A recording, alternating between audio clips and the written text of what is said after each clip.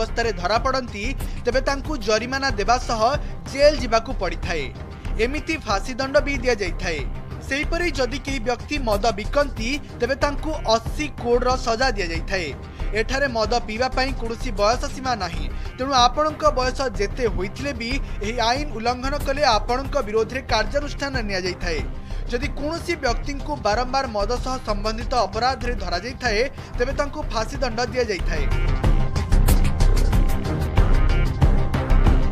आपणक मनरे निश्चय प्रश्न आसुथुबा कि कोन पर्यटकंक पई भी एही नियम रहिछि। तेबे आमे आपणको कहि रखुछु कि एही आईन समस्तंक पई समान। एठारे आपणको कोनोसी मद दुकान, नाइट क्लब और बार मिलिबो नाही। जदि आपण भाबुथबे अन्य देशरु आपण ईरान को नहीं सेठारे व्यक्तिगत व्यवहार करिवे तेबे एमिति भी आपण करि परिबे नाही, कारण बाहर देशरु मद आनिबा एठारे अवैध अटे।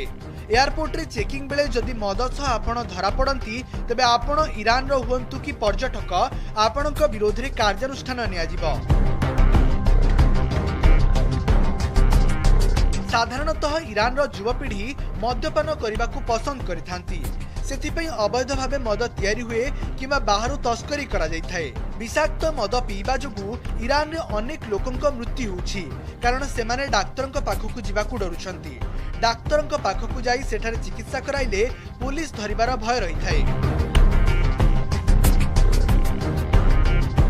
मद्यपान करिबा पई अनेक देश रे किछि नियम रहिछि, जेमिति कि आम देश रे रास्ता उपरे मद्यपान करि परिबे नाही, मद्यपान करी गाड़ी चलाइबे नाही। एही नियम उल्लंघन कले कड़ा कार्यानुष्ठान ग्रहण करा जाइथाए।